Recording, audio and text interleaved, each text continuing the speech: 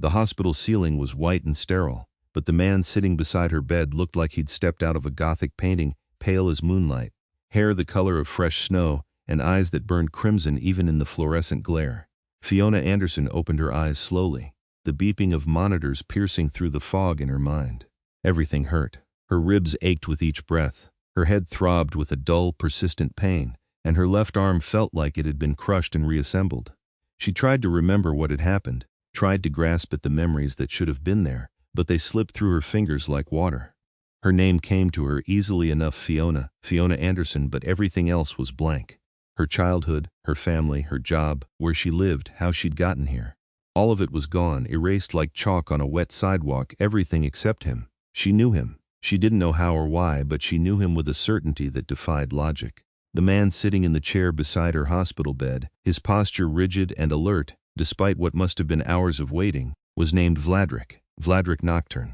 And he was important to her in a way she couldn't articulate, couldn't explain, but felt deep in her bones. "You're awake," he said, his voice low and rich with an accent she couldn't quite place. European perhaps, but old in a way that suggested centuries rather than decades. "Don't try to move too quickly. You were in an accident." "I don't remember," Fiona whispered, her throat dry and raw. "I don't remember anything, except—" She looked at him, really looked at him, taking in the sharp angles of his face, the aristocratic nose, the way his white hair fell in perfectly straight lines to his shoulders. He wore a black suit that looked hand-tailored and expensive, completely out of place in the sterile hospital room. "Except you." Something flickered in those crimson eyes, surprise perhaps, or relief. "What do you remember about me?" "Your name, Vladrik." She struggled to sit up, and he was there instantly, his hand supporting her back with surprising gentleness. His touch was cool through the thin hospital gown, but not unpleasant. "I remember that you're important, that I trust you, but I don't know why." A nurse bustled in before he could respond, her eyes widening slightly when she saw Vladrik. "Oh, you're awake. Let me get the doctor." "And sir, visiting hours, I'm staying," Vladrik said flatly, in a tone that brooked no argument. The nurse opened her mouth, seemed to think better of it, and hurried out instead. "Are you always this commanding?" Fiona asked, managing a weak smile despite the pain. "Always." He settled back into his chair, but his gaze never left her face. "You were in a car accident 3 days ago. Your vehicle was struck by a drunk driver running a red light. You've been unconscious since they brought you in. The doctors said you have a concussion, 3 broken ribs, a fractured arm, and extensive bruising. They're surprised you're alive at all." 3 days. She'd been unconscious for 3 days, and he'd been here. She could see it in the slight shadows under his eyes, the tension in his shoulders. "Have you been here the whole time? Every moment? Why?" The question came out sharper than she'd intended, edged with frustration. "If I can't remember you, if I can't remember us or whatever we are to each other, why would you sit here for 3 days? Who are you to me?" Vladrik was quiet for a long moment, his fingers steepled beneath his chin. "That," he said finally, "is complicated. I have time." She gestured at the hospital room around them. "I'm not going anywhere." He leaned forward, his red eyes intense. "What would you say if I told you that monsters are real? That the creatures from stories and legends walk among humanity, hidden in plain sight?" Fiona's first instinct was to laugh, but something in his expression stopped her. He was completely serious. "I'd say you should probably call the doctor, because clearly the concussion is worse than they thought. Look at me, Fiona. Really look at me." He stood, moving with a fluid grace that seemed almost inhuman. In the harsh hospital lighting, his skin was impossibly pale, almost luminescent.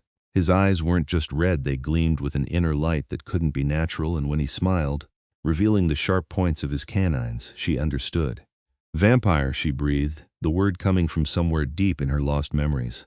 She should have been terrified. She should have screamed, called for help, done anything except sit there staring at him with a strange sense of recognition. "You're a vampire, the Vampire King to be precise." He inclined his head in a gesture that belonged to another era. "Ruler of the North American territories and the council seat holder for the Western Hemisphere. And you, Fiona Anderson, are the woman who stumbled into my world 6 months ago and turned everything I thought I knew upside down." The doctor arrived then, a middle-aged woman with kind eyes and graying hair pulled back in a bun. She shooed Vladrik back, though Fiona noticed he didn't go far, and began running through a series of tests, checking her pupils, asking her questions, documenting her responses. When Fiona admitted she couldn't remember anything before waking up, the doctor's expression grew grave. "Retrograde amnesia," Dr. Patel explained, making notes on her tablet. "Not uncommon with head trauma of this severity. The memories might come back gradually, Or they might not. There's no way to predict it. I'm sorry. What about the things she does remember? Vladrik asked from his position by the window. Could those be reliable? Dr. Patel glanced at him, then back at Fiona. Memory is tricky. What feels true might be confabulation, the brain filling in gaps with information that seems right but isn't accurate. Then again, emotional memories sometimes survive when episodic ones don't. Why? What do you remember? Him, Fiona said simply. Just him. After the doctor left, promising to return for more tests in the morning, Vladrik resumed his seat beside her bed. The silence stretched between them, heavy with unspoken questions. Tell me, Fiona said finally. Tell me everything. Tell me who I am, who you are, how we know each other. If I can't remember, the least you can do is fill in the blanks. Vladrik studied her for a long moment, as if weighing what to share. You were a journalist, he began, an investigative reporter for the Chicago Tribune. 6 months ago, you were researching a series of disappearances in the city, people vanishing without a trace. No bodies, no evidence, nothing. Your editor wanted you to drop it, said there wasn't enough for a story, but you kept digging. Let me guess, Fiona interrupted. Vampires were responsible. No, actually. Rogue werewolves from the Montana pack, hunting in territory they had no claim to. But your investigation brought you to one of my establishments, a club called Nocturne in the financial district. You came asking questions, flashing your press credentials, demanding to speak to the owner. His lips quirked in something that might have been amusement. No one had spoken to me that way in 2 centuries. I was intrigued. Fiona tried to imagine it, tried to picture herself as this fearless journalist confronting a vampire king. It seemed impossible, but then again, everything about this situation seemed impossible. What happened? I invited you to my private office, told you I'd answer your questions if you'd hear me out first, and then I told you the truth, all of it. About vampires, about the supernatural world that exists alongside humanity, about the laws and territories and ancient accords that keep our kinds from open war. I told you about the rogue wolves and offered to help you find them if you agreed to keep our existence secret. That seems like a massive risk, Fiona said. What if I'd exposed you, written an article, gone public? I would have made you forget. His voice was matter of fact. Vampires can compel humans, rewrite their memories, make them see and believe whatever we wish. It's one of our oldest powers. A chill ran down Fiona's spine. Have you ever done that to me? No. The answer was immediate and fierce. Never. You made me promise that first night that I would never use compulsion on you. Said you needed to know that everything between us was real, uninfluenced by vampire powers. And I gave you my word. Why? She searched his face, looking for answers. Why would you agree to that? If you can just make humans do whatever you want, why bother with promises? Vladrik rose from his chair and moved to the window, looking out at the Chicago skyline. The sun was setting, painting the sky in shades of orange and pink. Because you were different. You looked at me not with fear but with curiosity. You asked intelligent questions. You challenged me. And when I explained what I was, what I could do, you didn't flinch. You just said, okay, but if we're going to work together, I need to know I can trust you. Which means no mind tricks. Despite everything, Fiona found herself smiling.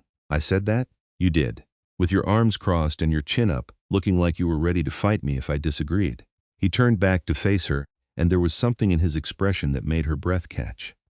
We found the rogue wolves. It took 3 weeks of investigation, surveillance, careful planning. You were brilliant seeing patterns in the data that even my people had missed, making connections no one else thought to make. And when we finally confronted them, you stood your ground while I dealt with the situation. Dealt with how?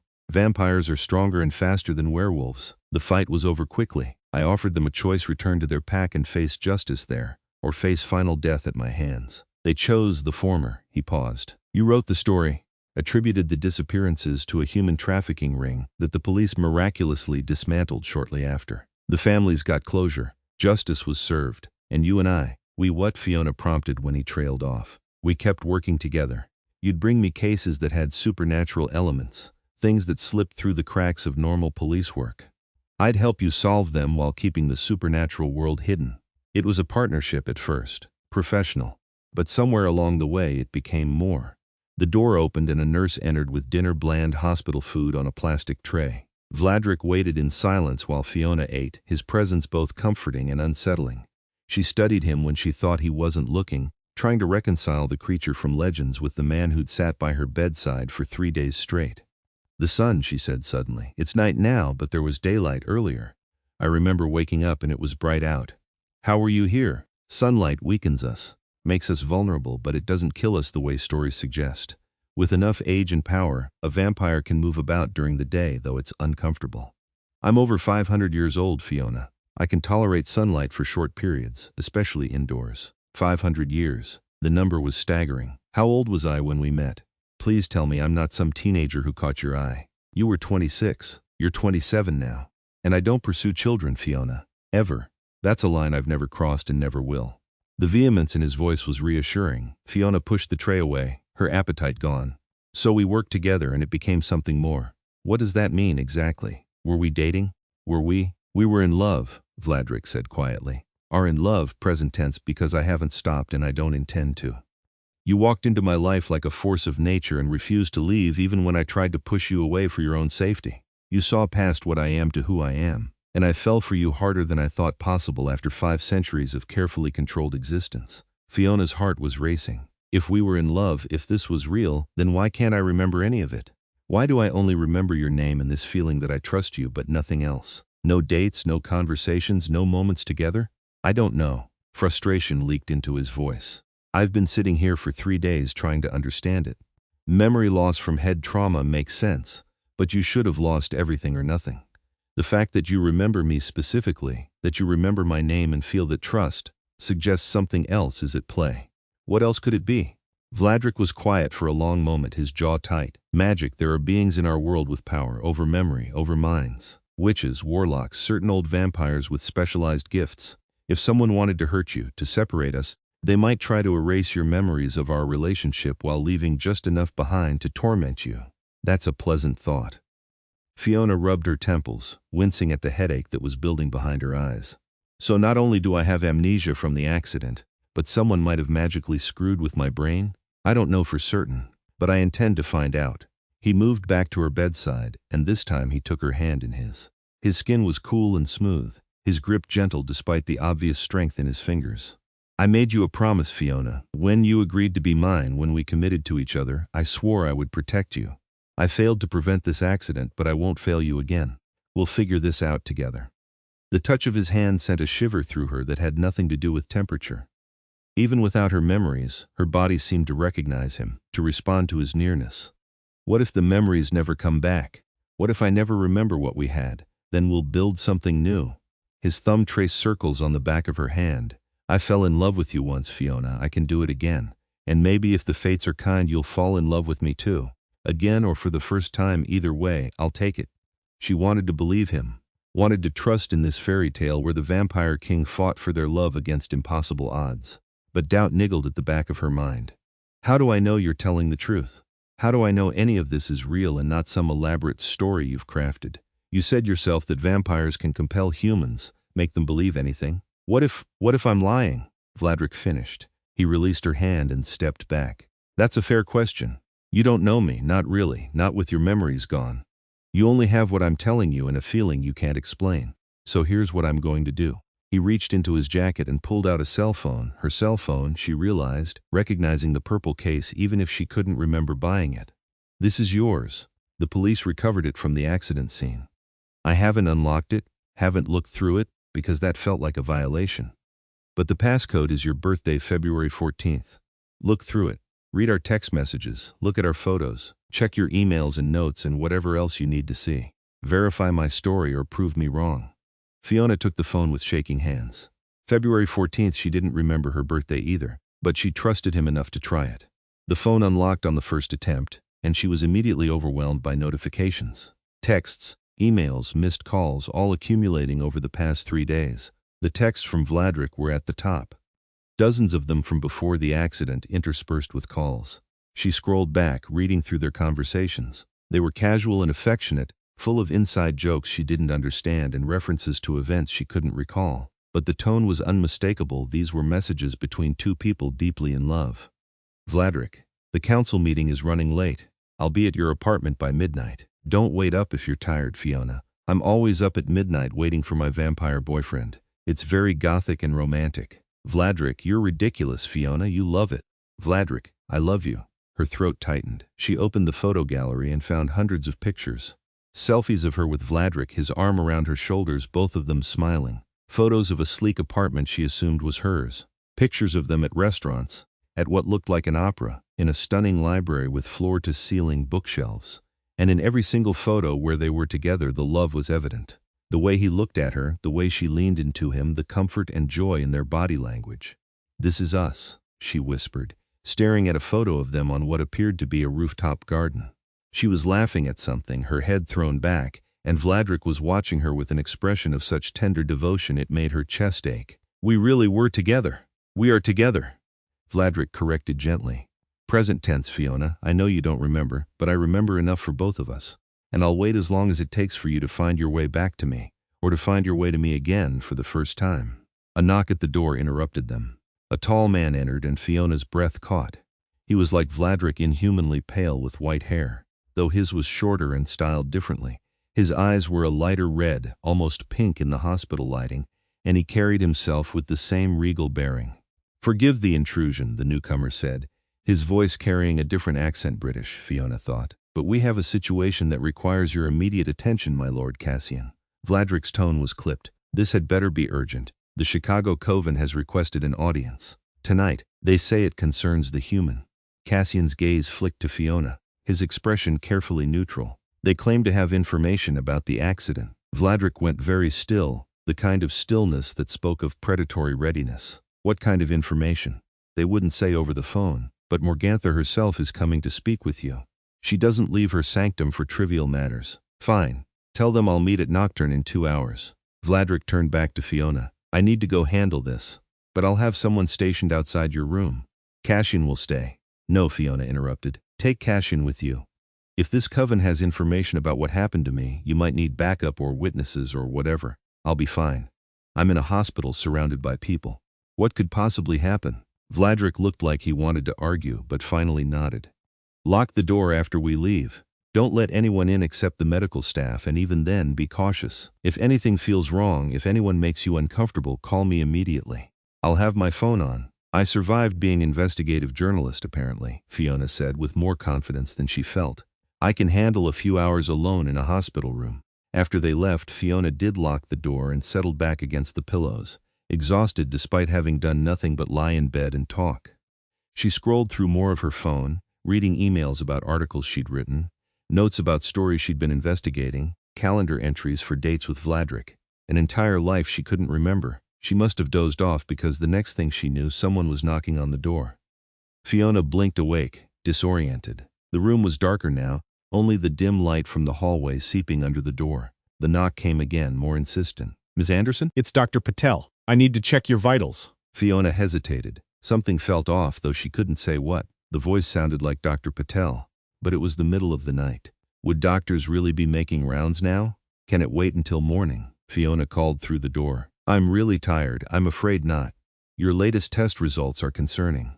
I need to examine you now." Every instinct Fiona had was screaming danger. She grabbed her phone and dialed Vladrik's number with shaking fingers. He answered on the first ring. "Fiona, what's wrong?" "Someone's at my door claiming to be Dr. Patel, but something feels wrong. She wants to come in to examine me, but it's the middle of the night and I don't think it's really her. Get away from the door now." Vladrik's voice was sharp with command. "Cassian and I are 10 minutes away. Do not open that door for anyone." The door handle rattled. Then there was a loud crack as the lock broke. Fiona scrambled backward as the door swung open, revealing not Dr. Patel but a woman who looked like she'd stepped out of a Renaissance painting. She wore a long black dress that seemed to absorb the light, her white hair was intricately braided and pinned, and her red eyes glowed with malevolent intelligence. "Fiona Anderson," the woman said, her voice smooth as silk and cold as winter. "How disappointing to find you still breathing. That accident should have killed you." "Who are you?" Fiona demanded, wishing she had a weapon, wishing she could remember if she knew how to fight. "My name is Seraphine, and you, little human, have become a very inconvenient problem." She glided into the room with inhuman grace. "Vladrik's obsession with you has made him weak, distracted. He ignores his duties, skips council meetings, spends his time playing house with a mortal who will be dust in the blink of an eye. It's pathetic." Fiona edged toward the window, phone still clutched in her hand. She could hear Vladrik's voice calling her name through the speaker, but she didn't dare look away from Seraphine. "So you tried to kill me? Staged a car accident?" "I arranged for a compelled human to run a red light. Yes, you were supposed to die on impact. The fact that you survived is testament to pure stupid luck." Seraphine's smile was all teeth, but no matter. I'll finish the job now and make it look like complications from your injuries. Vladrik will mourn, but he'll move on. Kings always do. He's on his way here, Fiona said, trying to keep her voice steady. If you hurt me, he'll destroy you. He'll try. But I'm on the council, too, and I have allies who agree that his attachment to you is dangerous. They'll support my claim that I acted in the best interest of our people. Seraphine raised her hand, and Fiona felt an invisible force slam into her chest, driving the air from her lungs. Nothing personal, dear.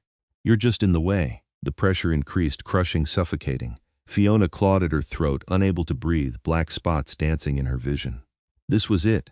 She was going to die without ever remembering her own life, without knowing the man who loved her enough to sit by her bedside for 3 days. Then the window exploded inward in a shower of glass. Vladrik landed in a crouch, his eyes blazing crimson. His face transformed into something terrible and beautiful and utterly inhuman. His fangs were fully extended, his fingers elongated into claws, and the air around him seemed to shimmer with barely contained rage. "Release her," he snarled, his voice layered with something that made Fiona's bones vibrate. "Now, Seraphine, or I will paint these walls with your blood." The pressure on Fiona's chest vanished. She collapsed to the floor, gasping and coughing. Cassian appeared in the doorway, blocking Seraphine's escape route, his own expression grim. "You would threaten a council member over a human?" Seraphine's composure had cracked, fear bleeding into her voice. "She's made you mad, Vladrik, can't you see that?" "She's made me happy," Vladrik corrected, moving to stand between Fiona and Seraphine. "She's made me feel things I thought I'd forgotten after centuries of existence. And you tried to take her from me. You staged the accident. You've been working against me. I did what was necessary. You tried to murder an innocent woman because you didn't approve of my personal choices." Vladrik's voice dropped to something even more dangerous than his earlier rage-cold, controlled fury. "Under the Accords, that's a capital crime. I have every right to execute you where you stand. The council will never approve. I am the council in this territory. My word is law." He took a step toward her, and Seraphine actually backed away. "But I'm going to be merciful. You have 24 hours to leave North America. Go to Europe, go to Asia, go anywhere you want as long as it's out of my sight. If I see you again, if you ever come near Fiona again, I will show you exactly how I maintained control of this territory for 200 years. Do you understand?" Seraphine's face twisted with hatred, but she nodded. "You'll regret this. When she's dead and gone in 50 years, when you're alone again, you'll realize I was right. Get out." Vladrik's voice was barely human now. Seraphine fled, moving with vampiric speed. Cassian watched her go, then quietly closed the door, or tried to, given the broken lock. Vladrik turned to Fiona, and in an instant the monster was gone. He was just a man again, kneeling beside her, his cool hands gentle as he helped her sit up. "Are you hurt?" "Did she? I'm okay," Fiona managed, though her throat felt bruised and her chest ached. "You came. You actually jumped through a 4th-story window and you came. I'll always come for you." He pulled her into his arms, holding her like she was something precious and fragile. "I'm sorry. This is my fault. I should have anticipated that someone might try something. Should have left more protection. Should have what? Read the future." Fiona pulled back enough to look at him. "You told me about your world, warned me it was dangerous. Past me decided the risk was worth it, and present me thinks she was right." Something shifted in Vladrik's expression. "You believe me now? About us? I saw the photos, read the texts, but more than that, I saw you just now. The way you looked at me, the rage when she threatened me, the fear when you thought I might be hurt, that's not something you can fake." She touched his face, running her fingers along the sharp line of his jaw. "You love me. I don't remember loving you back, but I think I could. I think maybe I already do in a way. Is that crazy? If it is, then I've been crazy for 6 months." He turned his head to press a kiss to her palm. "Fiona, there's something else. Something I need to tell you about the accident, about your memories." The coven had information. Fiona remembered. "That's why you went to meet them." Morgantha confirmed what I suspected. "A vampire named Lucien, one of Seraphine's allies, was at the scene of your accident. He used compulsion on you while you were unconscious, tried to erase your memories of me completely. But compulsion doesn't work well on unconscious minds, and it doesn't work at all on someone in love. The emotion is too strong, too deeply rooted. So instead of erasing everything, he created this half-state. You remember me, but not our relationship. Can it be fixed?" Morgantha thinks so.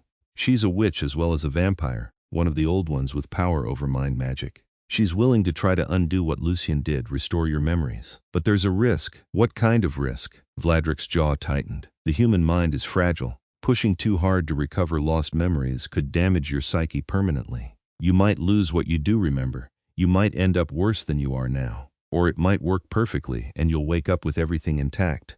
There's no way to know until we try. Fiona sat back, considering.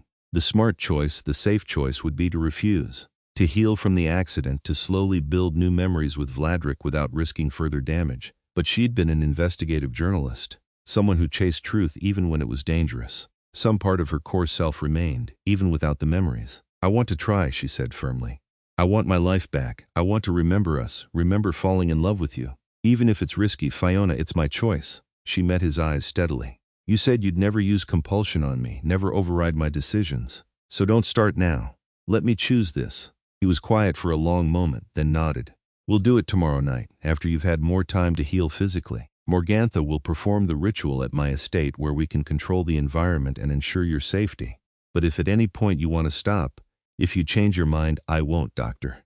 Patel arrived then with security, alarmed by the broken window and door. It took considerable effort and what Fiona suspected was some subtle vampire compulsion from Cassian to convince them that it had been an attempted robbery rather than a supernatural assassination attempt. The hospital agreed to move Fiona to a private room on a secure floor, and Vladrik stationed 2 of his people vampires, Fiona realized, recognizing the telltale paleness and red eyes outside her door. He stayed with her the rest of the night, sitting in the chair beside her bed, holding her hand while she drifted in and out of sleep. Every time she woke, he was there, watching over her with those ancient crimson eyes. The next evening, after the doctors had run their final tests and reluctantly agreed to discharge her, Vladrik brought her to his estate. It was everything she'd imagined a vampire king's home would be: a sprawling mansion on the outskirts of Chicago, Gothic architecture mixed with modern amenities, all of it hidden behind high walls and sophisticated security systems. We spent a lot of time here, Vladrik explained as he helped her out of the car. Despite his protestations that she should use a wheelchair, Fiona had insisted on walking. Her ribs still ached and her arm was in a cast, but she refused to be treated like an invalid. You have a room here, though you usually sleep in mine. Your apartment in the city is closer to the Tribune offices, but you stayed here whenever you could. The interior was stunning: vaulted ceilings, antique furniture that probably cost more than Fiona made in a year, artwork that looked like it belonged in museums. But there were also modern touches: a huge flat-screen TV in the living room, a state-of-the-art kitchen, fresh flowers in crystal vases. Morgantha was waiting for them in what Vladrik called the ritual room.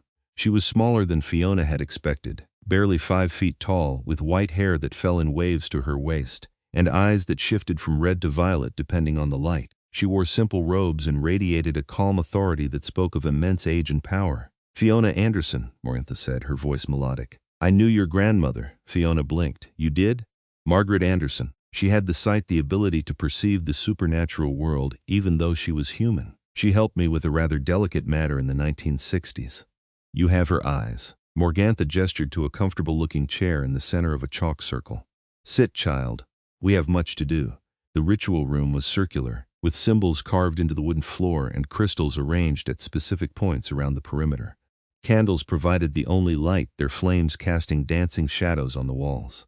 The compulsion that was used on you is crude but effective, Morgantha explained as she prepared. Lucienne forced your mind to create walls, barriers between you and your memories of Vladrik. What I'm going to do is help you break down those walls. But it will hurt, and it will be frightening.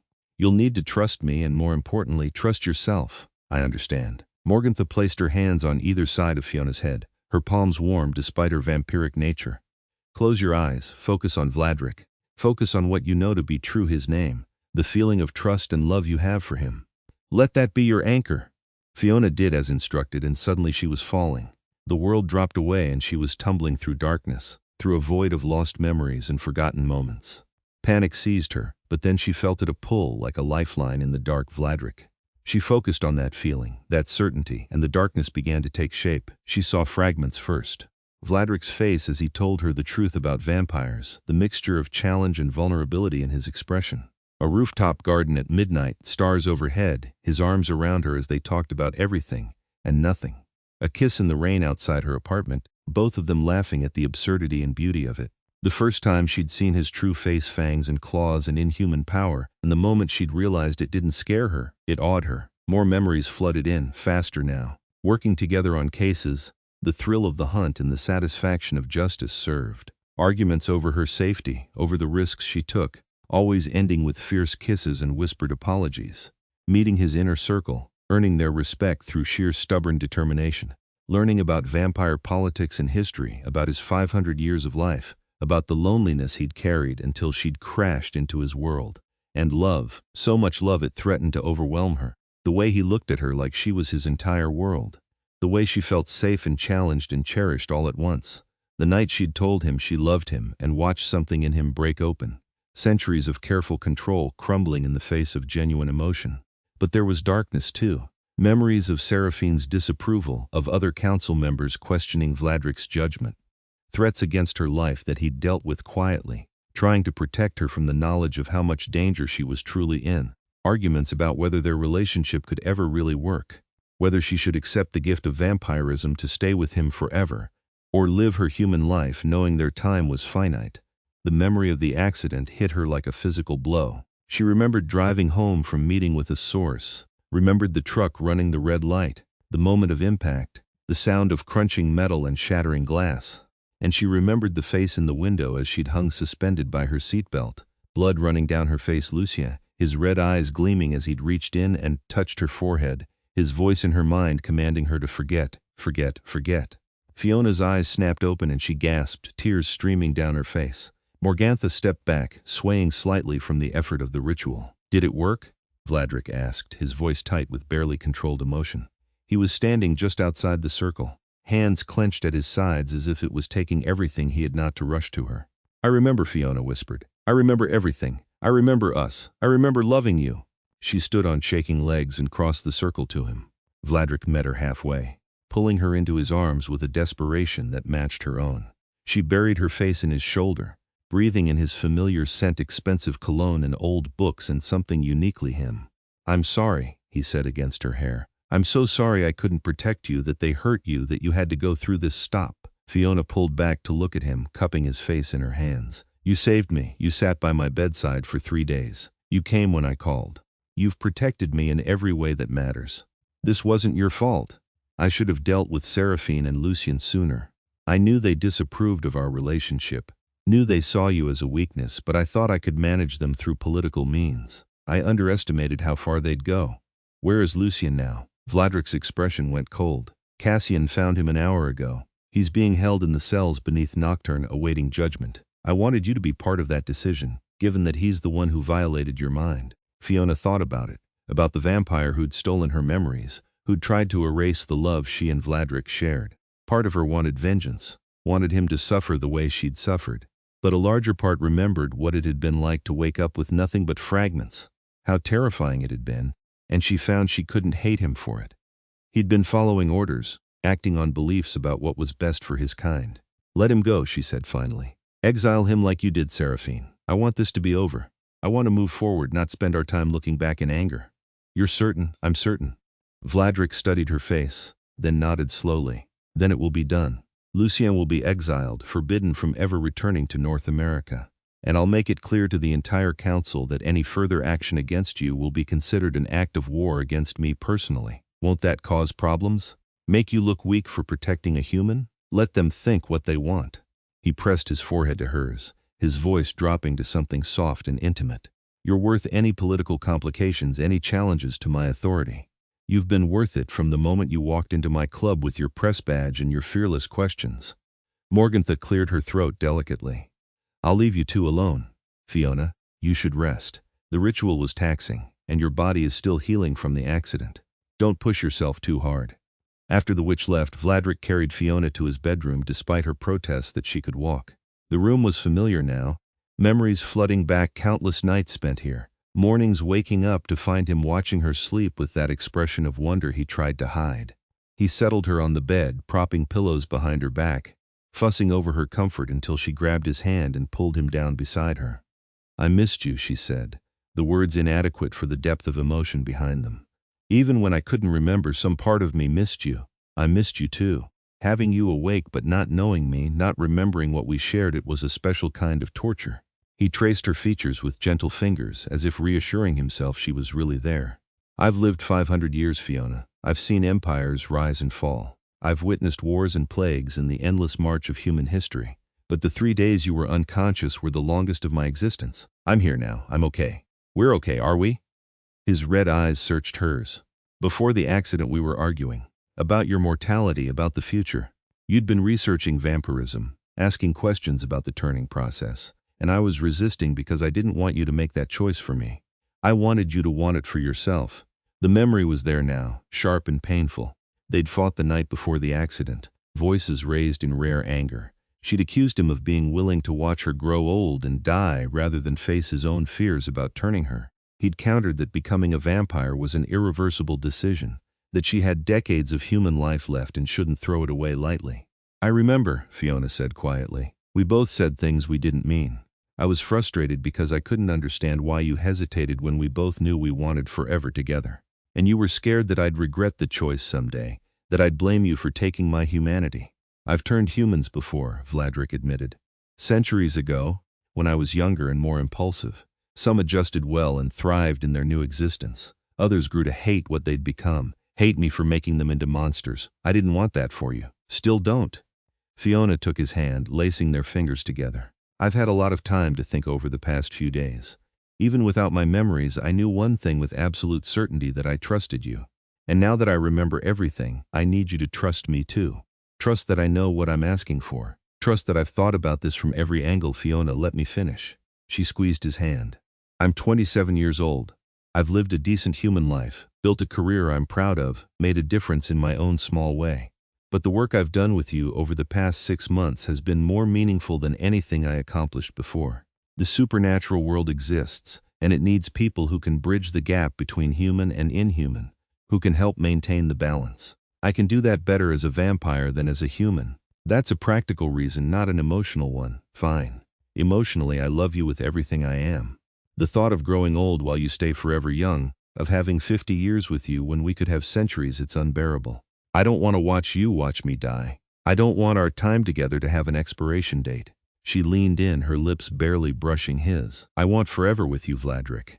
Not the human definition of forever, but the actual, eternal one. He closed his eyes, his jaw tight with emotion. The process is painful, and there's a chance it could fail, that your body might reject the transformation. The mortality rate is low, but it exists.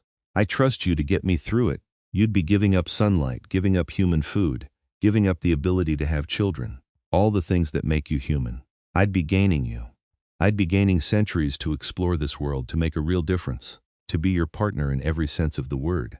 The trade seems fair to me. Vladrik opened his eyes, and they were suspiciously bright. You're absolutely certain? Because once I begin the process, there's no going back. You'll die as a human and be reborn as something else, something other. I've never been more certain of anything in my life. He kissed her then, deep and desperate and full of 500 years of loneliness finally finding its end. When they broke apart, both breathless, he rested his forehead against hers. We should wait, he said softly. Let you heal fully from the accident first. Give you time to settle back into your memories. Make sure this is what you truly want and not just a reaction to recent trauma. How long? A month. If you still want this after a month, if you haven't changed your mind, then I'll turn you. It was reasonable, sensible even. Fiona wanted to argue, wanted to demand he do it now before anything else could go wrong, but she recognized the wisdom in waiting. 1 month, she agreed. But Vladrik, I'm not going to change my mind. The month that followed was both wonderful and frustrating. Wonderful because Fiona was back in her life, her memories restored, able to fully appreciate the relationship she and Vladrik had built. Frustrating because her body was still healing, limiting what she could do, and because Vladrik treated her like she might break at any moment. Lucia and Seraphine were exiled as promised, sent to opposite corners of the globe with strict orders never to return. The Vampire Council, when formally notified of their crimes, agreed that Vladrik had acted appropriately. Some grumbled about his attachment to a human, but none challenged him directly. Fiona returned to work at the Tribune, easing back into her articles and investigations.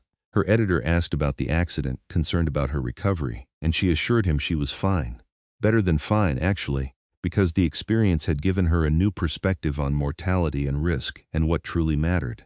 She and Vladrik fell back into their routine nights, spent together at his estate or her apartment, working cases that straddled the line between human and supernatural, finding justice for victims that conventional authorities couldn't help. During the day, while he rested in the light-protected chambers of his mansion, She wrote her articles and met with sources, and lived her human life. But she was ready for that life to end, to transform into something new. The month passed quickly, marked by small celebrations. They revisited the rooftop garden where they'd had their first kiss, attended a vampire gala where Fiona was formally introduced to the council as Vladrik's intended, spent quiet evenings in his library talking about the future they'd build together. On the night of the full month, Vladrik asked her one final time if she was certain. Absolutely certain, Fiona replied without hesitation. They were in his private chambers, deep in the estate where no sunlight could penetrate. Morgantha was there as a witness and to help if anything went wrong. Cassian waited outside, along with several others of Vladrik's inner circle. The ritual had weight, ceremony, importance beyond just the physical transformation. It will hurt, Vladrik warned again, his expression grave. I'll try to be gentle, but the venom burns as it transforms your cells. You'll feel like you're dying because in a way you will be. Your human heart will stop, your human blood will be replaced, and you'll wake as something new. But through it all I'll be here. I won't leave you. I know. Fiona settled on the bed, wearing a simple white dress that Morgantha had provided. I trust you. Vladrik knelt beside her, taking her hand in his. I love you, Fiona Anderson. More than I thought possible after centuries of carefully guarded emotions. You broke through every wall I'd built, saw past the monster to the man, and gave me hope for a future I'd long since given up on. Whatever happens next, whatever we become together, I want you to know that you've already given me more happiness than I deserve. I love you too, Fiona whispered. Now stop stalling and bite me already. He smiled, that rare genuine smile that transformed his face. Then he leaned in, pressing a gentle kiss to her throat, right where her pulse beat strong and sure. She felt the scrape of his fangs, the brief sting of penetration, and then the venom. He'd warned her it would hurt, but the reality was beyond anything she'd imagined. Liquid fire poured through her veins, burning away everything she'd been. Her heart raced, trying to fight the transformation, then began to slow. Fiona gasped, clawing at Vladrik's shoulders, her body arching off the bed. I'm here, he murmured against her skin, his voice steady and calm even as she fell apart. I've got you, just let it happen, don't fight it. The pain intensified until she thought she might shatter from it. Every cell was being rewritten, transformed from human to something other. Her heart gave one final struggling beat, then stopped. The silence was deafening. For a moment Fiona was certain she was dead, truly dead, and that it hadn't worked. Then her heart beat again, but different. Slower, stronger, no longer pumping blood but something else. Her lungs drew breath not from necessity but from habit, and her senses exploded. She could hear everything: Morgantha's gentle breathing across the room, Cassian's footsteps pacing outside the door, the rustle of fabric, the whisper of air through the ventilation system. She could smell things she'd never noticed before, could feel the individual threads of the sheets beneath her, and she could see. Even in the dim candlelight of the chamber, everything was crystal clear, every detail sharp and defined. She looked at Vladrik and saw him truly for the first time, not just his physical beauty, but the aura of power that surrounded him, the age and wisdom in his eyes, the love that he didn't bother hiding. How do you feel? He asked softly, his hand still clasped in hers. Fiona sat up slowly, testing her new body. The pain was gone, replaced by a sense of strength and vitality that was intoxicating. Her broken ribs were healed, her fractured arm whole and perfect. She felt powerful, dangerous, alive in a way she'd never experienced as a human. I feel amazing, she breathed. Is it always like this? The enhanced senses will settle down after a few days. Right now everything is overwhelming because it's new, but you'll learn to control it. Vladrik helped her to her feet, steadying her when she swayed. How's your control? Do you feel the hunger yet? As if on cue, Fiona's throat tightened, a burning thirst that demanded satisfaction. She could smell blood: Morgantha's, Cassian's, everyone in the estate who still had warm blood in their veins. The scent was intoxicating, calling to the predator that now lived inside her. I'm hungry, she admitted, her voice coming out rougher than before. Really hungry. Vladrik nodded, unsurprised. Morgantha, if you would. The witch produced a crystal decanter filled with dark red liquid. Stored blood, she explained, pouring it into a glass. Not as satisfying as feeding directly, but safer while you learn control. Drink slowly. Fiona took the glass with shaking hands and raised it to her lips. The first taste was transcendent, rich and complex, satisfying the burning thirst in a way nothing else could. She drained the glass in seconds and immediately wanted more. Easy, Vladrik cautioned. Too much too fast will make you sick. Your body needs time to adjust. Over the next few hours, Morgantha and Vladrik walked her through the basics of vampirism. How to control her strength so she didn't accidentally break things. How to manage her enhanced hearing so she wasn't overwhelmed by every sound. how to feed safely from willing humans without killing them, and how to navigate the complex etiquette of vampire society. By dawn, Fiona was exhausted but exhilarated. She'd crossed over from human to vampire, from mortal to immortal, and she'd done it with Vladrik by her side. "We should rest," Vladrik said as the first hints of sunlight began to creep toward the horizon. "You're still adjusting, and daylight will be uncomfortable for you now. We'll continue your training tomorrow night."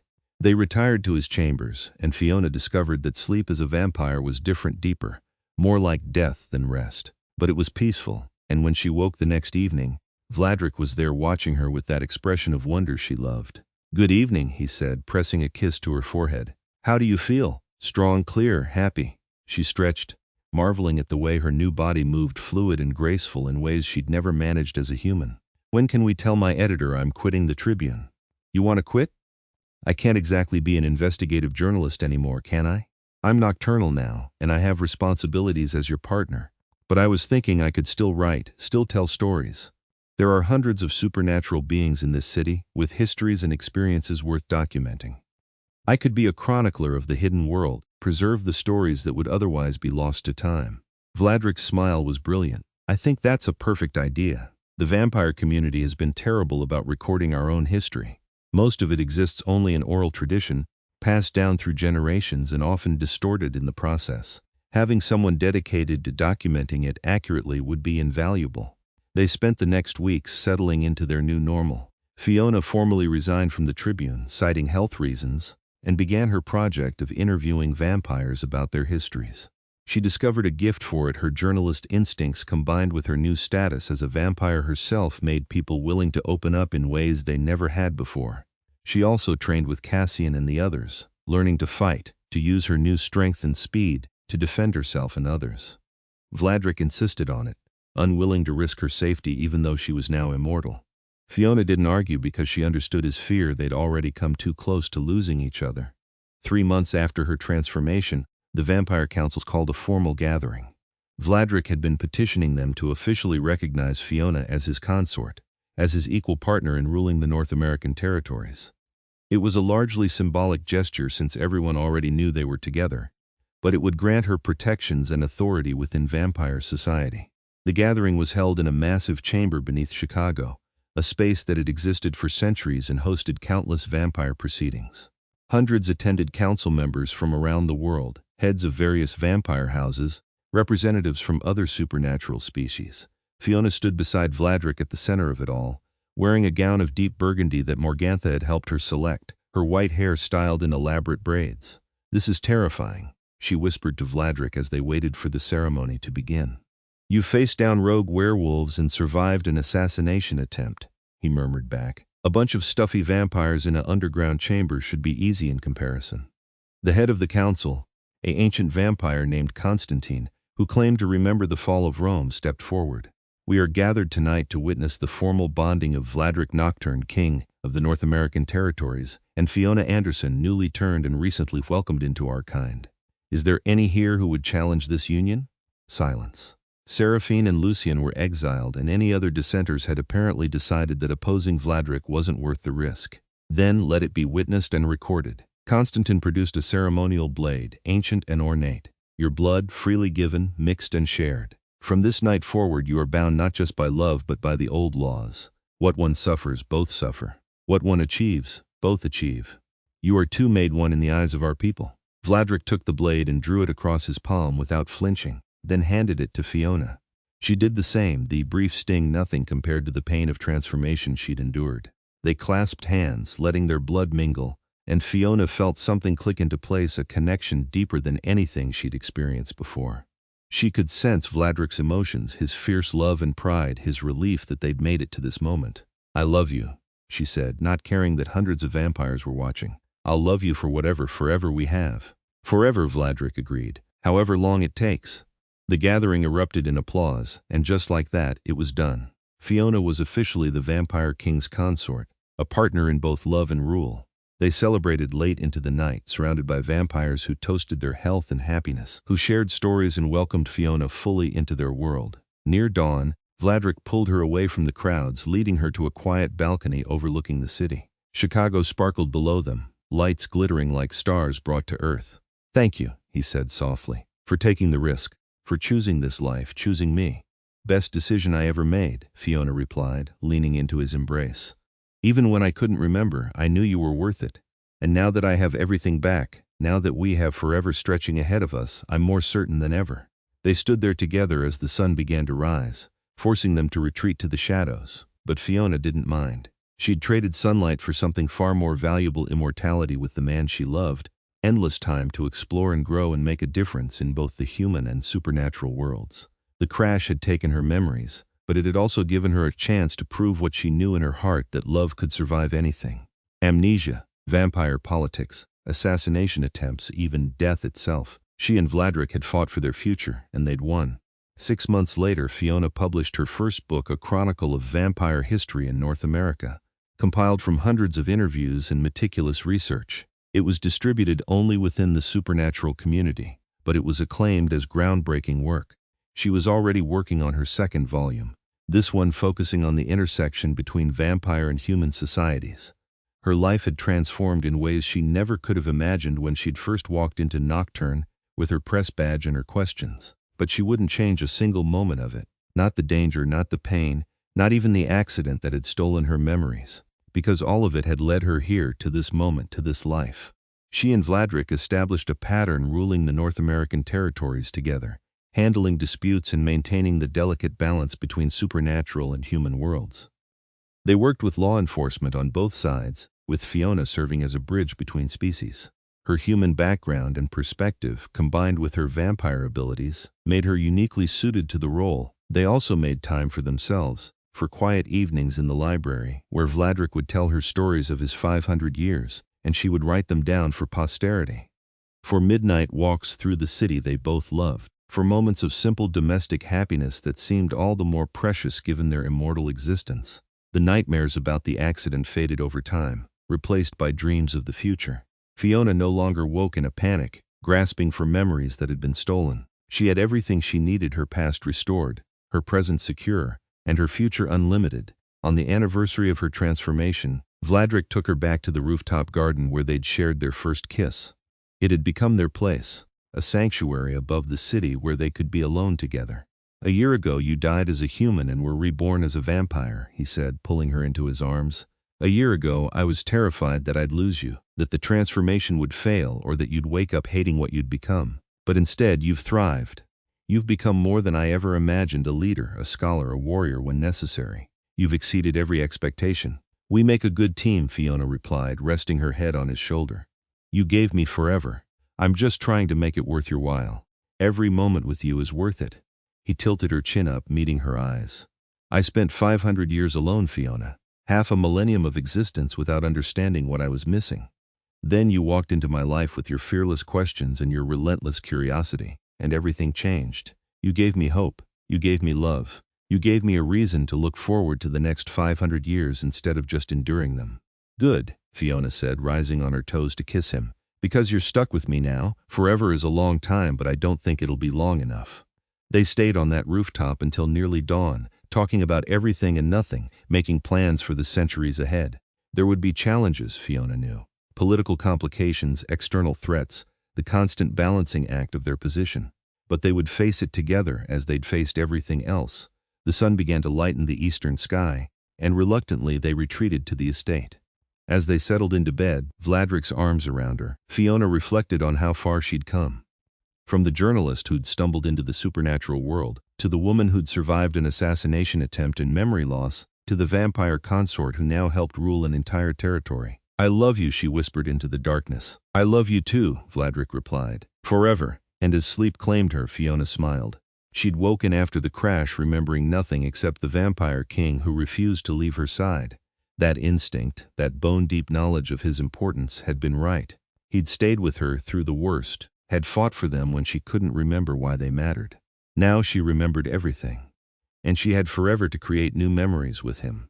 To build a life and a legacy that would endure long after the humans who'd known her mortal self had turned to dust.